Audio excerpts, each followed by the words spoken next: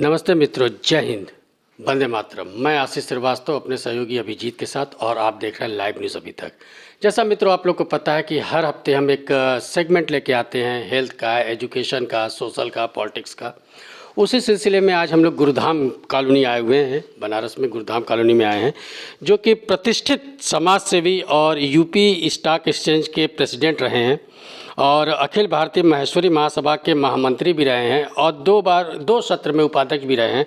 जी हाँ, उनका नाम है गोवर्धन लाल झंवर जी और रविंद्रपुरी में रहते हैं। इनसे हम समाज की तत्कालीन स्थिति के विषय में जानेंगे और जानेंगे कि बनारस पहले क्या था या काशी पहले क्या था, और 2014 की भी बातें हम करेंगे और राजनीतिक परिवेश पे भी बात करेंगे और स्टॉक एक्सचेंज पे भी बात करेंगे, हम शेयर मार्केट पे भी बात करेंगे।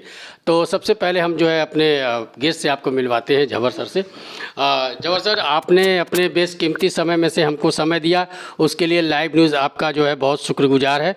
और हम चाहते हैं कि अपना परिचय हमारे चैनल पे आप स्वयं दें। प्रारंभ से ही मुझे संगठन बनाने की बहुत लंबी इच्छा थी।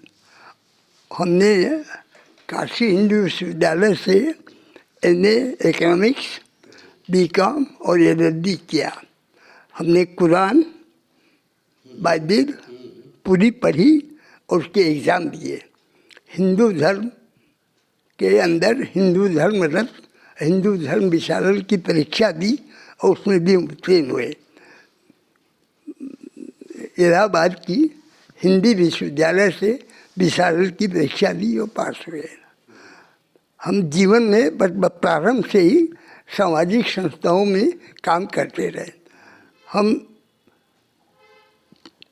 हनुमान प्रसाद पोद्दार अंध विद्यालय में 40 बरस तक प्रधानमंत्री रहे और हमने 3 बच्चों से शुरू करके और 1 अध्यापक से शुरू करके 285 बच्चे और 20 अध्यापक की स्कूल बनाई।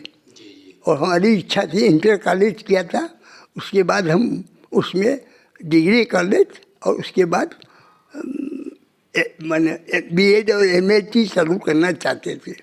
हम इसके लिए रामभद्राचार्य से मिलने के लिए चित्रकूट दिए और उनकी विश्वविद्यालय से अपना एफिलिएशन करवाने की भी तैयारी कर ली।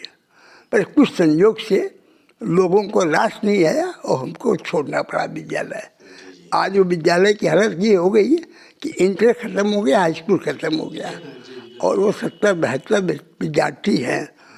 इसके अलावा रामचरितमानस पाठ महायज्ञ समिति ज्ञानपुर ज्ञानवापी में जो चालू था, उसमें करीब 20 बरस हम मंत्री और 20 बरस के अध्यक्ष के रूप में हमने चलाया। आज वो 62 बरस से वहाँ पर राम कथा होती है। कल्पात्री जी महाराज ने उसका उद्घाटन किया था और चारों शंकराचार्य हमारे आ चुके हैं। राम किंकर जी और बड़े बड़े विद्वान हमारे यहाँ भाषण देने के लिए आते रहे हैं। हम गौरी शंकर गोयनका महाविद्यालय जो 100 वर्ष पुराना संस्कृत का विद्यालय है, जब ये संस्कृत यूनिवर्सिटी नहीं थी तब भी हमारा विद्यालय था, उसके महामंत्री हैं और उस ट्रस्ट के सेक्रेटरी भी हैं। और आज हमारे यहाँ 16 अध्यापक, किसी भी महाविद्यालय में 16 अध्यापक नहीं है, हमारे 16 अध्यापक पढ़ा रहे हैं। और हमारे पास एक विश्वविख्यात पुस्तकालय है जिसमें 60,000 किताबें और 2,000 पांडुलिपियाँ भी है। उसमें हम अध्ययन का काम करवा रहे हैं। हर महीने हम एक गोष्ठी करवाते हैं जिसमें बहुत विद्वानों को इकट्ठा करके उनके प्रवचन करवाते हैं, भाषण करवाते हैं। इसी तरह से हमारा दूसरा काम संगठन का था। हमने बचपन में राजस्थान छात्र परिषद बनाया, जिसमें राजस्थान के जितने लोग थे उनको इकट्ठा करके उनका काम चलाएं। बीएचयू में जो लोग विद्यार्थी राजस्थान के आते थे उनको कोई संपर्क नहीं था, हमने उनसे संपर्क किया। उसी तरह से हमारे राजस्थान के एक धार्मिक परंपरा है गणगौर की पूजन। और राजस्थान के सभी मुसलमान भी पूजा करते हैं, हिंदू भी पूजा करते हैं। तो उसका भी संगठन बनाया और करीब 5 साल उसके महामंत्री रहे और आज वो बहुत अच्छे से चल रहा है। इसी तरह से धीरे धीरे बहुत से सामाजिक कार्यक्रम करते रहे। मैं किताबें लिखता हूँ, अब तक 30 किताब लिख चुका हूँ। ये 2-4 किताबों का नाम बताएं। बताइए, हमने अभी एक जो किताब लिखी है वो लिखी है आर्थिक उत्तर प्रदेश का आर्थिक उन्नयन की उत्थप गाथा, और हमने उसमें दिखाया है कि 1960 में जो यूपी थी वो एकदम गरीब थी, वो यहाँ इन्वेस्टमेंट और बचत 0.002% थी। वो आज यूपी भगवान की कृपा से पूरे इंडिया में तीसरे और दूसरे स्थान पर है। शेयर मार्केट, म्यूचुअल फंड को प्रारंभ करने का हमने जो प्रयास किया, और हम यूटीआई, एक ही म्यूचुअल फंड था यूटीआई, और उसका कोई ऑफिस नहीं होता था। यूटीआई ने हमको यहाँ का चीफ रिप्रेजेंटेटिव बनाया और ऑफिस हमारे ऑफिस में ऑफिस खोल दिया। नए एजेंट बनाता था, मैंने 300-350 एजेंट बनाए और बहुत बड़ा काम किया, और करीब करीब 22 बरस तक मैं उसका रहा। उसके बाद मैंने यहाँ ऑफिस खुलवाया, यूटीआई का ऑफिस खुलवाया, और आज भगवान की कृपा से बनारस का जो कलेक्शन है 10,000 करोड़ रुपए का म्यूचुअल फंड में कलेक्शन है। और मैं 50 वर्ष से ही काम कर रहा हूँ। वैसे तो मुझे 60 बरस शेयर मार्केट का काम करते हो गया। मैं इंदिरा गांधी से मिला और काफ़ी झगड़ा करके 6 स्टॉक एक्सचेंज हमने एक साथ खुलवाए। बनारस, मैंने कानपुर, पटना, भुवनेश्वर, गुवाहाटी, जयपुर और लुधियाना, ये 6 स्टॉक एक्सचेंज हमने खुलवाए। और भगवान की कृपा से आज बनारस और पूरी उत्तर प्रदेश म्यूचुअल फंड और शेयर्स में बहुत आगे बढ़ गया है। ये हमने काम किया है। और अब जो किताबें हम लिख रहे हैं उसमें हमने इधर राष्ट्रीय भावना से ओतप्रोत, मैं राष्ट्र प्रेमी हूँ, और राष्ट्रीय भावना से ओतप्रोत मैंने 3 किताबें लिखी है। उसमें समय की शिला भाग 1, समय की शिला भाग 2 और समय की शिला भाग 3, वो मैंने सभी अपनी किताबें जितने भी मुख्यमंत्री हैं बीजेपी के उनको भेजी है, लोकसभा अध्यक्ष को भेजी है, राज्यसभा अध्यक्ष को भेजी है, और प्राइम मिनिस्टर को भेजी है, और मोदी जी को भेजी है। अपनी किताबें भेजी है और लिखा है, उसमें पूरा वर्णन दिया है उसका। और हम दूसरी सामाजिक किताबें लिखते हैं, कुछ ऐतिहासिक किताबें लिखी हैं। हमने महासभा का पूरा इतिहास शुरू से आगे तक बहुत बड़े माने इस साइज की किताब 500 पेज की 2 किताबें लिखी है, इस साइज की। हाँ, वो लिखी है, उसमें पूरा इतिहास दिया है। 150 बरस का महर्षि सभा का इतिहास बनाया हमने। महर्षि जाति के इतिहास के बारे में बहुत प्रयास किया, पर हम सफल नहीं हुए, वो पूरा नहीं मिलता है। तो जो पुराना है वही चला आ रहा है, उसको बदल नहीं सके। अब बोला आप क्या चाहते हैं, बोलिए। हाँ, आप देख रहे हैं एक्सक्लूसिव इंटरव्यू झंवर सर के साथ, जो कि ये नहीं कहा जा सकता कि सिर्फ ये समाज सेवी हैं, ये भी कहा जा सकता है ये अर्थशास्त्री भी हैं, ये भी कहा जा सकता है ये पॉलिटिशियन भी हैं, ये भी कहा जा सकता है कि ये मार्गदर्शक भी हैं, ये भी कहा जा सकता है कि ये दृष्टा भी हैं। तो कुछ चीज़ों को हम लोग छूते हुए इनसे बात करेंगे। अब सर हम थोड़ा सा पॉलिटिक्स बात करते हैं, पॉलिटिकल राजनीति, क्योंकि कहा जाता है कि भारत चुनावों का देश है, कहीं न कहीं साल में चुनाव होता ही रहता है, क्योंकि भारत बहुत विशाल देश है। तो सबसे पहले झंवर सर जो हमारा सवाल ये है कि 2014 एक देखा जाए तो क्रांतिकारी कदम था, अगर देखा जाए तो क्रांतिकारी कदम था। ये मैं नहीं बोल रहा हूँ, मीडिया बोल रही है, सब कुछ बोल रहा है, व्यक्तिगत मैं नहीं बोल रहा हूँ। 2014 के पहले का भारत और 2014 के बाद के भारत में आपको एक अर्थशास्त्री के रूप में क्या नज़र आता है? ऐसा है, 2014 के पहले सिर्फ अपना भला देखने वाले राजनीतिक थे, जिन्होंने सिर्फ अपना भला देखा, देश को उन्होंने गिरवी रख दिया। और आज़ादी के नाम पर हमने धोखा दे करके 2 भागों में बांट दिया, हिंदुस्तान को 2 भागों में बांट दिया। ये भारत का उदय सिर्फ 2014 के बाद ही हुआ है। आज़ादी हमारी 2014 में मिली है, 1947 में नहीं मिली। 1947 में जो आज़ादी मिली थी वो आज भी हम ब्रिटिश नागरिक हैं, आज भी हम ब्रिटिश नागरिक हैं। और 50 करोड़ रुपया साल को ब्रिटिश गवर्नमेंट को हम देते हैं, और 25 लाख टन गौ मांस हमको हर साल देना पड़ता है। ये 2017 में नहीं 2000 समझिए कि 11 में जब इंदिरा कुमार गुजरात प्रधानमंत्री थे तब इसकी खोलने की बात हो गई थी। सोनिया गांधी ने उसको रोका दिया और वो फिर रुक गया। अब वो खुलेगा और वो हमारा ताम्रपत्र खुलेगा और हम किस जंजीरों में फंसे थे उसका हमें पता लगेगा। तो ये देखिए ऐसा है तुष्टीकरण। 50 विधेयक इस तरह के कांग्रेस गवर्नमेंट ने पास किए हैं जो हिंदू विरोधी हैं। 50 विधेयक, एक नहीं है, 50 कानून ऐसे बनाए हैं जो हिंदू विरोधी हैं। हिंदुस्तान हमारी किताबों में मैंने लिखा भी है, आपको हम किताब देंगे, आप पढ़िएगा। पब्लिश करेंगे अपने चैनल पे। हाँ, देखिए ऐसा उसमें हमने लिखा है कि एक महिला से एक लड़का पूछता, मुस्लिम महिला से, कि ये क्या कहते हैं उसको, वो सांप्रदायिकता को क्या बोलते हैं ना, हाँ वो हिंदी में क्या बोलते हैं उसको? हिंदी तो सांप्रदायिक। लड़का पूछता है कि माँ धर्मनिरपेक्षता क्या है, तो उसने कहा धर्मनिरपेक्षता ऐसा छद्म विश्वास है कि हमको भारत और सरकार धर्मनिरपेक्षता के नाम पर रोटी रोजी खाना पीना देती है और हिंदुओं से तनख्वाह, हिंदुओं से टैक्स लेकर हम लोग की मदद करती है। लड़का कहता है कि हिंदू लोग विरोध नहीं करते। बोले हिंदू क्या विरोध करेंगे, हम कह देंगे तुम धर्मनिरपेक्षता की बात करो, हमारा क्या बिगड़ने वाला है।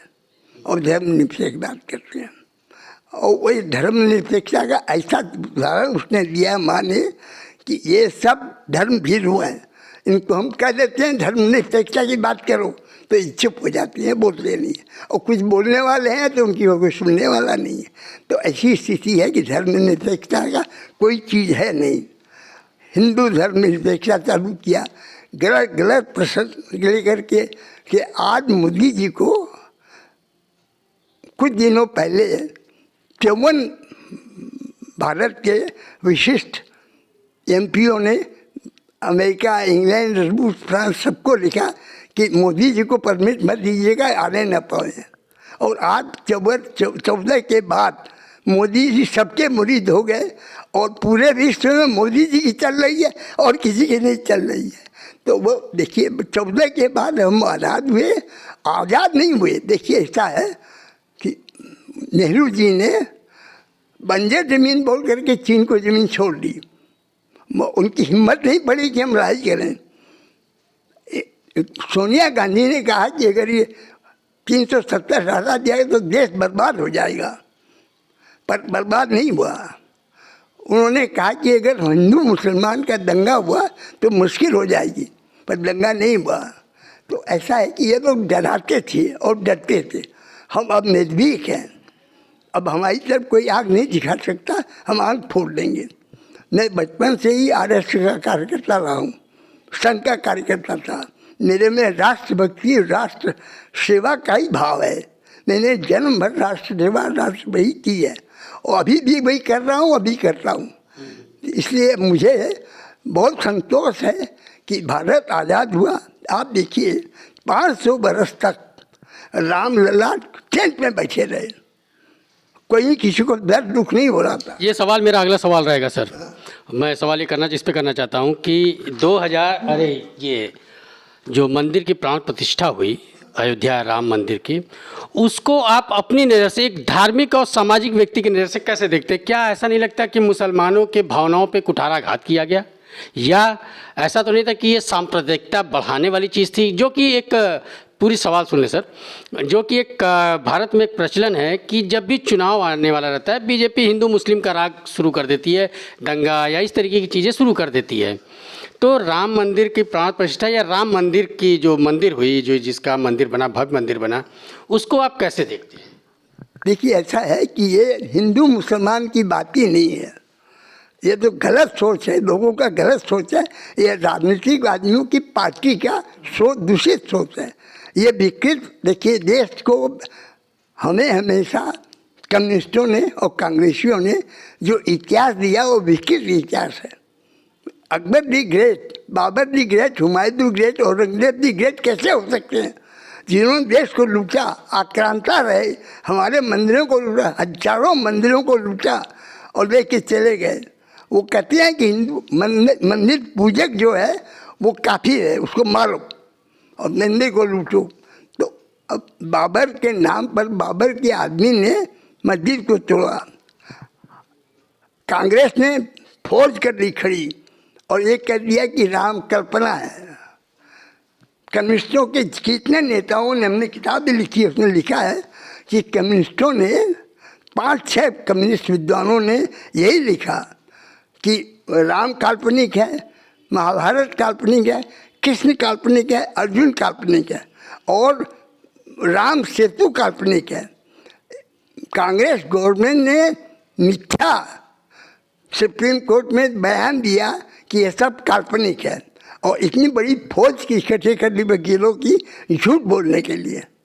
वो तो रामभद्राचार्य जी 300 किताब लिख चुके हैं, अंधे हैं, आँख के दिखता नहीं है, पर उन्होंने उदाहरण दिया कि इस मंदिर का जिक्र इस विश्व परिषद के मैंने गंगमय में इस पेज पर है। और मुसलमान जो जज था उसने देख के कहा कि आप अंधे हैं, आपको कैसे मालूम? बोले भगवान ने हमको दृष्टि दी है, हमको मालूम है। तो ऐसा है कि ये कहना कि राजनीति से समर्थित है, राजनीति की भावना कुछ भी नहीं है। 40 आज समझिए 500 वर्षों से जो भगवान हमारे आराध्य देव हैं उनको हम तंबू में रखे रहे, तो मंदिर बनना तो लाजमी था और सुप्रीम कोर्ट के आदेश से बना है। सुप्रीम कोर्ट ने आदेश दिया कि भाई इतनी ज़मीन मुसलमानों को दे दो, इतनी ज़मीन हिंदुओं को दे दो और मंदिर बना ले, मंदिर बन गया। उसने कहीं भी कोई राजनीतिक भू या राजनीतिक भावना या राजनीतिक व्यवस्था है ही नहीं। ये सोचने वाले की गलत धारणा है, वो गलत बात सोच रहे हैं, उनका तो कोई उपाय नहीं है। राजीव गांधी बार बार कहते हैं कि देखिए एक बात बता दें आपको, संसार के अंदर कोई भी देश ऐसा नहीं है जो अपने इंटरप्रेन्योर्स को उत्साह न देता हो। सिर्फ एक कांग्रेस ऐसी है जो कहती है कि चोर है, अंबानी चोर है, अडानी चोर है, टाटा चोर है। अब हम अपने बड़ों का जो राष्ट्र का उत्थान कर रहे हैं उनके बारे में बुराई करें, उनको नीचा दिखाएं, ऐसा संसार में कोई भी देश नहीं है। ये भारत ही है और भारत की कल्पना कैसे की जा सकती है? इसलिए हमको तो ऐसा लगता है कि ये लोग असल में वापस में मानसिकता से दूषित है और इसको कहा जा सकता है कि पागल है। अगला सवाल इसी से है मेरा सर, झावर सर, कि क्या जैसे कि चुनाव 2024 का चुनाव लोकसभा चुनाव होने जा रहा है, बहुत बड़ा चुनाव है, पूरी दुनिया में सबसे बड़ा लोकतांत्रिक तरीके से चुनाव हमारा देश भारत कराता है। मैं इंडिया शब्द यूज़ नहीं करता, मैं भारत शब्द यूज़ करता हूँ और मुझे गर्व भी महसूस होती है। लेकिन मैं ये कहना चाहता हूँ कि जैसे कि आपने बताया कुछ देर पहले कि आप RSS से जुड़े हुए हैं भी, तो लेकिन मोहन भागवत जी का एक बात था, RSS सर संचालक जी का, कि हर मस्जिद में देवालय नहीं खोजा जाना चाहिए, हर मंदिर में, हर मस्जिद में देवालय नहीं खोजा जाना चाहिए। इससे आप कहाँ तक इत्तेफाक रखते हैं? और जहाँ तक देखा जाए तो 500 मस्जिद ऐसे हैं जिसमें कि मंदिर तोड़ के बनाया गया है, तो 1000 से ज़्यादा। तो उसको आप मोहन भागवत जी की बातों को कहाँ तक खंडन करते हैं और उस पर क्या करना चाहते हैं? नहीं, ऐसा नहीं है। हमारे तो बड़े बड़े ऋषि मुनियों ने और वर्तमान में जो नेता उन्होंने देखा है कि चीन को दे दो, बाकी को हम छोड़ देंगे। अभी हम लोग कह रहे हैं कि बनारस, मथुरा और अयोध्या मिल गया, बनारस और मथुरा दे दें, हम बाकी को छोड़ देंगे। अभी बिहार में, पर अगर ये नहीं मानेंगे तो हम लड़ेंगे। मोहन भागवत जी कह रहे हैं कि ठीक है, वो ऐसा देखिए, मोहन भागवत जी कहते हैं कि राष्ट्र में बवाल नहीं होना चाहिए, देश में दुराव नहीं होना चाहिए। वो मोहन भागवत जी का विचार है, ये ठीक है। पर एक बात ये समझ लीजिए कि कोई भी लाल किला, देखिए कि लाल किला लाल किला हिंदुस्तान का पृथ्वीराज चौहान के नाना जी का बनाया हुआ है और वो कहीं मुसलमानों का है ही नहीं। शाहजहाँ ने तो उसको तोड़ तोड़ के खत्म किया कि मालूम पड़े कि वो हमारा है। वहाँ कुछ भी नहीं है। और जब वहाँ खुदाई हुई तो उसमें से कुछ अवशेष मिले। उस अवशेष को लोगों ने कह दिया, मुसलमान जो पार्षद था उसने कह दिया कि ये जो है मस्जिद है हमारी, और मस्जिद बनाना चालू कर दिया उन्होंने। पर वो तो पुलिस ने और वहाँ की सरकार ने उसको रोक दिया। अभी भी केस चल रहा है वो। तो ये सब ऐसी बातें हैं, इससे कोई वो नहीं है। आप देख रहे हैं एक्सक्लूसिव इंटरव्यू लाइव न्यूज़ अभी तक पर, और हमारे जो मेहमान हैं वो गोवर्धन लाल झंवर जी हैं, जो कि बनास के प्रसिद्ध, अब ये भी नहीं मैं कह सकता कि केवल व्यवसायी हैं, ये भी मैं कह सकता हूँ अर्थशास्त्री भी, जैसे कि मैंने पहले बताया। तो कुछ चीज़ें हम जो है अर्थशास्त्र से भी पूछेंगे कि हमने धर्म पे भी बात की, राजनीतिक पे भी बात की, अब थोड़ा सा हम अर्थशास्त्र पे पूछेंगे क्योंकि ये यूपी स्टॉक एक्सचेंज के प्रेसिडेंट भी रहे हुए हैं सर हमारे। सर अगर देखा जाए तो इस समय शेयर मार्केट जो है वो एक फैशन के रूप में आ गया है। हर कोई शेयर चाहे म्यूचुअल फंड हो, चाहे शेयर हो, चाहे SIP हो, चाहे जो भी हो।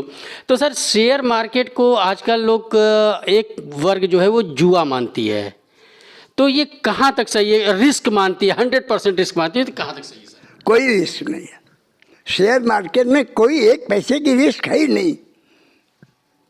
शेयर मार्केट ऐसा मार्केट है जो आप किसी भी चीज़ में, सोना चांदी गहना मकान रुपया पैसा बैंक फिक्स डिपॉजिट किसी को ले लीजिए, उसमें सबसे ज़्यादा जो इनकम है वो शेयर मार्केट और म्यूचुअल फंड में है। म्यूचुअल फंड में तो कोई रिस्क है ही नहीं। आप SIP कीजिए, 1000 2000 5000 10,000 महीने का निकालिए। कोई छोटे से छोटा आदमी भी अपना, हमारे यहाँ खाना बनाती है औरत, वो भी SIP कर रही, हमारा स्टाफ भी सब SIP कर रहा है। हम जहाँ जाते हैं वहाँ के SIP कर रहे हैं। अब तो करोड़ों रुपया भी SIP में लोग लगा रहे हैं, पर 1500 2000 5000 लगाने वाले भी SIP में लगा रहे हैं। और शेयर मार्केट देखिए ऐसा है, सबसे ज़्यादा रिटर्न इक्विटी में आया है। शेयर मार्केट में जो रिटर्न मिला है वो इक्विटी में मिला है।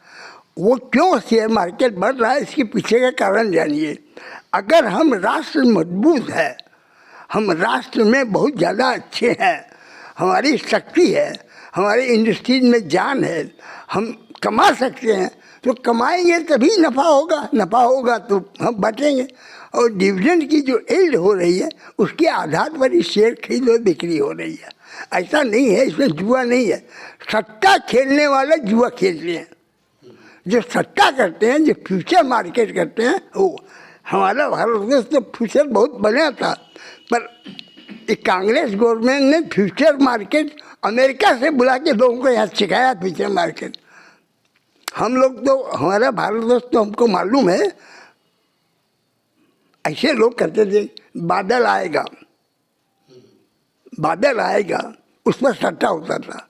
बादल आएगा, छाता पड़ेगी, छींटे पड़ेंगे, उसका सट्टा होता था। उसके बाद पानी बरसेगा, उसका सट्टा होता था। नाली चलेगी, उसका भी सट्टा होता था। और नाली तालाब तक जाएगी, इसका भी सट्टा होता था। भारत तो सट्टे के लिए प्रसिद्ध है, पर अब अंग्रेज़ों ने जो सट्टा पुट एंड ऑप्शन का जो सट्टा सिखाया हम लोग को, हम as a chairman UP stock exchange गए थे सीखने के लिए। वो सट्टा, हमने कहा कि हमको क्या सिखाओगे आप? हमने तो चेयरमैन से भी कह दिया, सिटी चेयरमैन से, कि आप हमें क्या सिखाएंगे? हम यूपी के लोग, राजस्थान के लोग तो सट्टे के जड़ पर डालते हैं, इसलिए वो सट्टा नहीं है। सट्टा करना जुआ है, उसमें नुकसान भी हो सकता है, नफा भी हो सकता है। बाकी शेयर का इन्वेस्टमेंट करने में कोई नुकसान नहीं है। आज नहीं तो कल दाम बढ़ेगा, बाजार गिरता है, बाजार बढ़ता है। तो हिम्मत देखिए ऐसा है, 5 साल के लिए इन्वेस्टमेंट की जिसकी हिम्मत है, अगर वो शेयर में इन्वेस्टमेंट करेगा तो उसको जन्म भर नुकसान नहीं हो सकता। हम गारंटी दे सकते हैं, कभी भी नुकसान नहीं हो सकता। ये कहना गलत है कि ये फैशन हो गया, फैशन नहीं है। आमदनी है तो फैशन है। पहले लोग डरते थे इसलिए कि भाई रुपया हमारा जाए नहीं, तो बैंक फिक्स डिपॉजिट में देते थे। बैंक में फिक्स डिपॉजिट 6% ब्याज मिलता था और इन्फ्लेशन 8% बढ़ता था, तो आपकी रुपया घर में चोरी हो रही थी। 2% घर का लॉस हो रहा था। आज 50% 40% की इनकम हो रही है, इन्फ्लेशन बढ़ रहा 5% 6%। तो हम क्यों नहीं करेंगे? काम करना चाहिए। हम लोग तो लोगों को राय देते हैं, पर इसमें भी जो लोग ऑनलाइन कर रहे हैं उनको रिस्क है, उनको रिस्क है। ऑनलाइन करने में बहुत एक्सपर्ट होगा तो ऑनलाइन करेगा, नहीं तो हम लोग जो शेयर ब्रोकर्स हैं उनसे बैठ के काम करते हैं। हम लोग तो ये एक श्री राम जी हैं, गवर्नमेंट के कानून आते हैं लोग नहीं जानते हैं। गवर्नमेंट के लोग कानून नहीं जानते, गवर्नमेंट के नए नए नियम आ रहे हैं। माँ मर गई, बाप मर गया, दादा मर गया और शेयर फंसे हैं, लोग नहीं जानते। आज के रोज़ हमारे पास 25-50 लाख रुपए के शेयर डेली आ रहे हैं और उनका सब सरकार है, सबको दे रहे हैं। लेकिन सर ये कहा जाता है कि यहाँ पे मैं रोक रहा हूँ आपको जबर सर, कि ये कहा जाता है कि हमारी जो मार्केट है, BSE ले, NSE ले, जो भी ले, वो अमेरिका से हैंडल होता है। अगर अमेरिका चाहता, ये मैं नहीं कह रहा हूँ, ये पब्लिक रिव्यू है कि अमेरिका चाहता है तो हम लोग का जो शेयर बुल जो है वो ऊपर जाता है, और जब चाहता है तो कि जैसे कि उदाहरण के रूप में 2008 को देखें, 2008 को देखें तो अमेरिका की मार्केट क्रैश हुई, उसका इफेक्ट भारत पे आया और कई लोग रातों रात, क्या हमको लगता है विद इन मिनट जो है वो सड़क पे आ गए। तो क्या ये वाकई में सच है कि अमेरिका हम लोग के मार्केट को हैंडल कर रहा है? नहीं, अमेरिका मार्केट को हैंडल नहीं कर सकता। अमेरिका इन्वेस्टर जो है, जो इन्वेस्टर इंडिया में पैसा लगाते हैं, वो अमेरिका के हवा के झोंके से घबरा जाते हैं और वो रुपया वापस निकालते हैं। इधर देखिए 25,000 करोड़ रुपया इस महीने में फॉरेनर्स ने निकाला है, पर बाजार में कोई असर नहीं हुआ। ऐसा अमेरिका कुछ नहीं कर सकता। अच्छा हुआ कि देखिए अमेरिका में जब टावर लादेन ने गिराया था तो एक दिन में बाजार 50% गिर गया था। उसका असर हिंदुस्तान में पड़ा, 10% गिरा बाजार, परंतु लोग घबरा गए। लोगों ने कहा दे दीजिए, अब का बेचो मत, एकदम मत बेचो, बेचोगे तो भाग जाओगे, शेयर मार्केट में दोबारा तुम्हारा नाम निशान नहीं रहेगा। और लोग रुक गए, दूसरे दिन बाजार ठीक हो गया। ऐसा नहीं रही, घबराने वाली बात जो है वो हवा के झोंके से हमारा शेयर मार्केट देखिए, हवा के 1000 झोंके से, 1000 झोंका में एक झोंके से भी गिर जाता है। शेयर मार्केट में बहुत डर रहता है, लोग घबराते हैं ना, घबराने से परेशान हो जाते हैं, वही नुकसान होता है। बाकी शेयर मार्केट में कोई नुकसान की कोई बात ही नहीं। सर लास्ट सवाल ये कर रहा हूँ कि कहते हैं कि मैं बाद में नाम बताऊँ कौन कहता है, एक समाज का बहुत बड़ा वर्ग करता है कि भारत में महंगाई का कारण कमोडिटी है, कमोडिटी मार्केट है।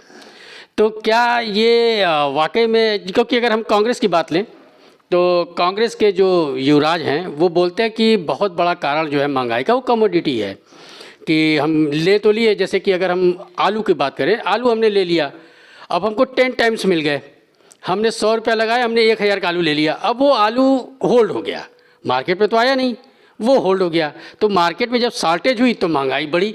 तो क्या इसका वाकई में कमोडिटी मार्केट भारत में बंद कर देना चाहिए? क्या महंगाई कारण है? नहीं, देखिए ऐसा है कि कम्युनिटी मार्केट की अलग स्थिति है।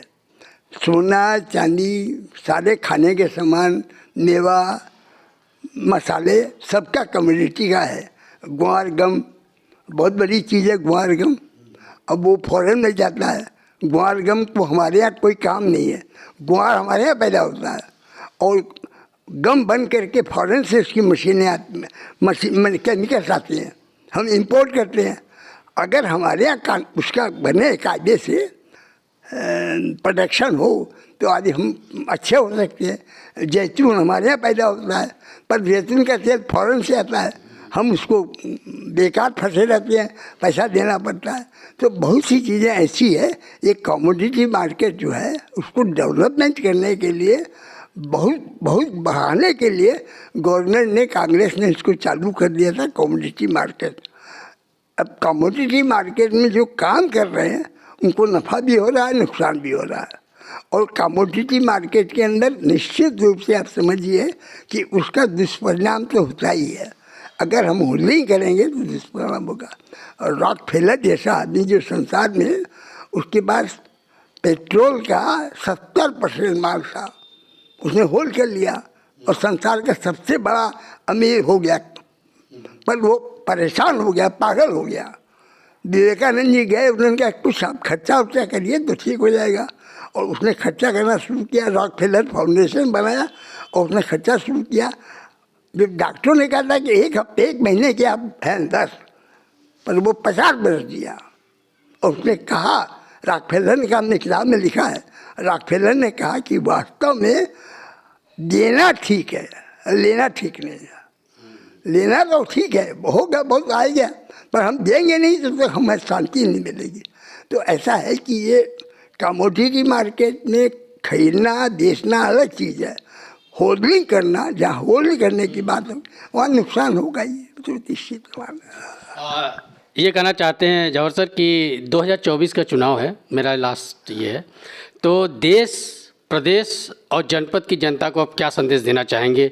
और ये किस इसको हम अगर देख लें, धार्मिक से भी देख लें, सामाजिकता से भी देख लें और आर्थिक से देख लें, ये क्या आप संदेश देना चाहेंगे? नहीं, देखिए ऐसा है कि 2014 का रिजल्ट तो आ चुका है। 24 हाँ, 2024 का रिजल्ट तो आ गया। जो 14 में आया वो 19 में आया, 19 से बढ़ के 24 में आएगा, ये तो मान के चलिए आप। ऐसा है कि कोई दूसरा ऐसा नेता नहीं है जो उसको कुछ रख सके। खाली गालियाँ बकने से सुधार नहीं हो सकता। हम मोदी जी को गाली बके, और भाई मोदी जी के सामने, पब्लिक के सामने आप रखिए कि मोदी जी से बढ़िया करेंगे, तब तो उसका फ़ायदा होगा। और आज जो इन्होंने अलायंस बनाया था, अलायंस धीरे धीरे ख़त्म हो रहा है। अब कांग्रेस की क्या, कांग्रेसी लोग भाग रहे हैं।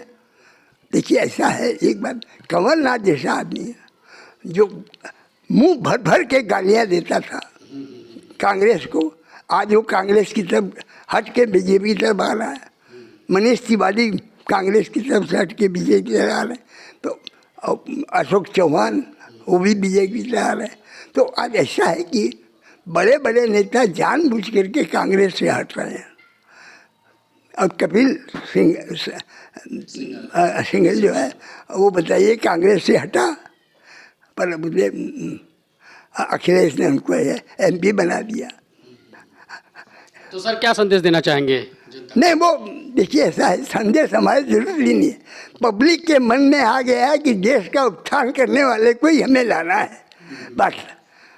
पब्लिक को जो फायदा हो रहा है, सीधे फायदा हो रहा है, तो वो क्यों दूसरी की तरफ जाएगा? ये बात तो समझिए, इसमें कुछ संदेश की आवश्यकता नहीं। ये तो संदेश पक्का है कि बीजेपी आएगी आएगी आएगी। आप देख रहे थे जो है गोवर्धन सर को, गोवर्धन लाल जवाहर जी को। और ये मैं कह सकता हूँ मित्रों कि अभी बहुत से हमारी दर्शकों की जिज्ञासा भी है मेरे साथ साथ, जो सर से हम जानना भी चाहेंगे, लेकिन समय इतना हम लोग को सब वो जगह नहीं दे पाता कि हम एक ही बार में सबको, इतनी बड़ी पर्सनालिटी को हम लोग 15 से 20 मिनट में ख़त्म नहीं कर सकते। तो इसी विश्वास के साथ और वादे के साथ हम अलग हो रहे हैं कि सर हमको फिर से समय देंगे, अगले पार्ट 2 पे जो है हम फिर बात करेंगे कुछ नए मुद्दों के साथ। तब तक के लिए धन्यवाद, थैंक यू। धन्यवाद।